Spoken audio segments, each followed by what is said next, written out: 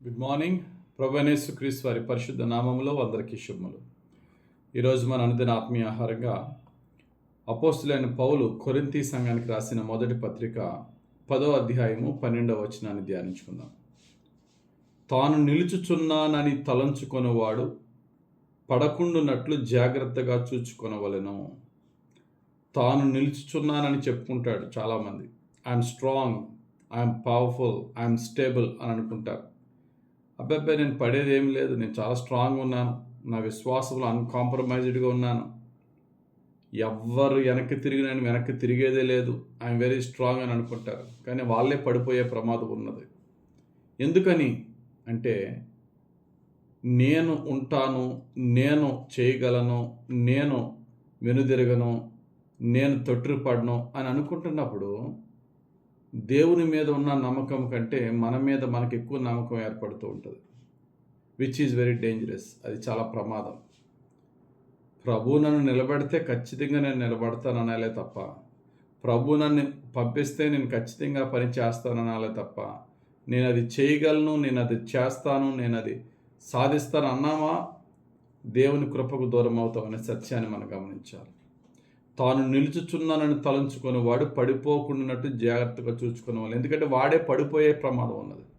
Best example, మీరందరూ నన్ను ఒంటరి చేసి వెళ్ళిపోతారని యేసు ప్రభు తన శిష్యులతో మాట్లాడినప్పుడు వారందరిలో పేతురు ఒక్కడే, ప్రభువా వీళ్ళందరూ నేను విడిచిపెట్టేసిన, నేను మాత్రం నేను విడిచిపెట్టను ప్రభువా, అవసరమైతే చచ్చిపోతాను నీ గురించి, నేను మాత్రం విడిచిపెట్టను ప్రభు అంటే ఆ పేతురుతోనే అన్నాడు, ఈరోజు కోడి కుయ్యక మునిపే తెల్లవారు నన్ను ఎరుగునని ముమ్మారు బొంకుతావన్నాడు.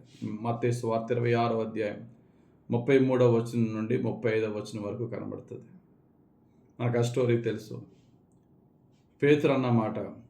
అందుకు పేతురు, నీ విషయమై అందరూ అభ్యంతరపడినను నేను ఎప్పుడునూ అభ్యంతరపడనని ఆయనతో చెప్పగా, వీళ్ళందరూ అభ్యంతరపడినా సరే నేను అభ్యంతరపడను. ఎప్పుడైతే పేతురు అన్నాడో కతిమా శిష్యులు కూడా అబ్బాయి మేము తగ్గం అన్నట్టుగా మాట్లాడారు. 35వ వచనం, పేతురు ఆయనను చూచి, నేను మీతో కూడా చావవలసి వచ్చినను నిన్ను ఎరుగనని చెప్పనా నేను. ఏమనండి పేతురు ఆయన చూచి, నేను నీతో కూడా చావవలసి వచ్చినాను, నిన్ను ఎరుగనని చెప్పనా నేను. అదే ప్రకారం శిష్యులందరూ అనేది. ఎప్పుడైతే పేతురు అలాగనేసాడో, మేము కూడా నీ కొరకు చచ్చిపోవడం సిద్ధమే, నేను అది ఇది అని అందరూ అన్నారు. వాస్తవానికి ఏం జరిగింది మనందరికీ తెలిసి, అందరూ పారిపోయారు. గమనించండి, మన మాటలు ఎప్పుడు కూడా తక్కువ ఉండాలా, క్రియలు ఎక్కువ ఉండాలి. మన మాటల్లో పౌలు గారిని జ్ఞాపకం చేసుకోవాలి. నన్ను బలపరచు వాని యందు నేను సమస్తము చేయగలను. ఫిలిప్పీలకు రాసిన పత్రిక 4:13 ఉంటుంది. సామెతలు 3:5 నీ స్వబుద్ధుని ఆధారం చేసుకోవద్దు జాగ్రత్త. నీ స్వబుద్ధిని ఆధారం చేసుకొనక నీ పూర్ణ హృదయంతో యెహోవా యందు నమ్మిక ఉంచు. నీ స్వబుద్ధిని ఎప్పుడు ఆధారం చేసుకోవద్దు. మనసును నమ్ముకున్నవాడు బుద్ధిహీనుడట. సామెతలు 28:26, తన మనస్సును నమ్ముకొనువాడు బుద్ధిహీనుడు, జ్ఞానముగా ప్రవర్తించువాడు తప్పించుకొనును. కాబట్టి ఈరోజు దేవుడు మనకిచ్చిన వాక్యం ఏంటంటే, మన మాటల్లో ఎక్కడ కూడా నేను అది ఇది చేస్తాను, చేయగలను కాదు, కానీ నన్ను దేవుడు నడిపిస్తే నేను చేస్తాను, ప్రభు నన్ను నిలబెడితే నేను నిలబడతాను, ప్రభు కృపలో నేను అది చేయగలను అనే మాటలు ఎప్పుడు మన నోట్లో నుండి వచ్చేలాగా మనం ప్రయత్నించాలి. మన మాటల్లో కానీ మన ఉద్దేశాల్లో కానీ దేవుడు బలపరిస్తేనే చేయగలను అనేదే మనకు ఉండాలి. కానీ ఇది నాకు వచ్చింది, ఇందులో నేను మాస్టర్ని అయిపోయాను, నేను ఈజీగా చేస్తానని అనుకున్నామా, దేవుని కృపకు దూరం అవుతాం.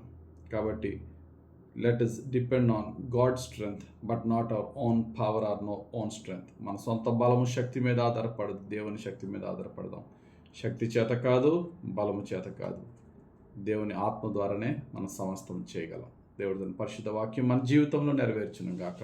ఆమేన్. మహిమగల తండ్రి, ఈరోజు ఇచ్చిన వాక్యం బట్టి స్తోత్రాలు. మాకు నీవు తెలివినిచ్చినా, బలమునిచ్చినా, జ్ఞానం ఇచ్చినా, ధనం ఇచ్చినా, మనుషులను ఎంతమందిని ఇచ్చినా వారెవ్వరి మీద దేని మీద ఆధారపడకుండా నా యేసయ్య మీదే నేను ఆధారపడి ముందుకు వెళ్తానని విశ్వాసానికి తగ్గ మాటలు క్రియలతో మమ్మల్ని నడిపించమని, నీ వైపు చూస్తూ నిన్నే ఆధారం చేసుకుని ముందుకెళుతూ నీ ద్వారా బలము పొందుకుంటూ మేము బలపడుతూ శక్తిమంతులుగా నీ శక్తితో సమస్తమును చేయగలిగే భాగ్యం మాకు దయచేసి నీకు మహిమ తెచ్చి మేము దీవింపబడే ధన్యత మాకు అనుగ్రహించమని యేసు నామములో ప్రార్థించి వేడుకొంచున్నాం తండ్రి. ఆమెన్. తండ్రి యొక్కయు కుమారుని యొక్కయు పరిశుద్ధాత్మ దేవుని అభిషేకం హెచ్చుగా మనందరిపై దిగివచ్చి మనల్ని రక్షించి కాపాడి దీవించును గాక. Amen. God bless you. Have a very blessed day.